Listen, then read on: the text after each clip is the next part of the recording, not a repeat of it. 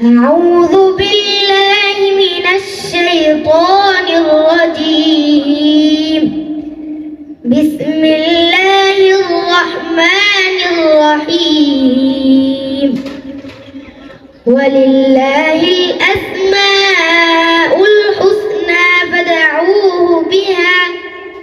صدق الله العظيم অর্থ আল্লাহ তাআলা ইরশাদ করেন আর আল্লাহ তাআলার জন্যই রয়েছে অসংখ্য সুন্দরতম নামসমূহ, সুতরাং তোমরা তাকে সেসব নামেই ডাকো। সূরা আল-আ'রাফ আয়াত নং 180। عن أبي هريرة رضي الله تعالى عنه قال قال رسول الله صلى الله عليه وسلم إن لله تعالى 99 اسما من أحصاها دخل الجنة অর্থ হযরত আবু হুরায়রা রাদিয়াল্লাহু তাআলা আনহু থেকে বর্ণিত রয়েছে, রাসূলুল্লাহ সাল্লাল্লাহু আলাইহি সাল্লাম বলেন, অবশ্যই আল্লাহ তাআলার 99টি নাম রয়েছে। যে ব্যক্তি ওই নামগুলো মুখস্থ করিবে সে জান্নাতে প্রবেশ করিবে। নামসমূহ এই: হুয়াল্লাহুল্লাযী লা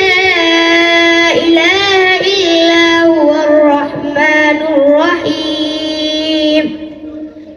আল মালিকুল কুদ্দুসুস সালামুল মুমিনুল মুহাইমিনুল আজিজুল জব্বারুল মুতাকাব্বির আল খালিকুল বারিউল মুসাউবিরুল গফফারুল কাহ্হারুল ওয়াহ্হাব الرزاق الفتاح العليم القابض الباسط الخافض الرافع المعز المذل السميع البصير الحكم العدل اللطيف الخبير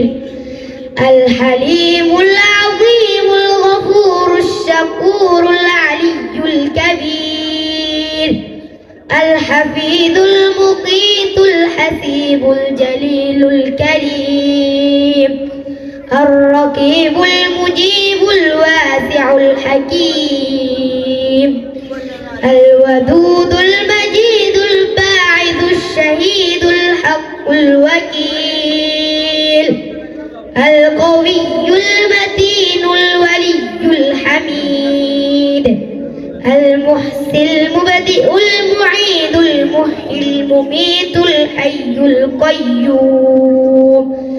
الواجد الماجد الواحد الأحد الصمد القادر المقتدر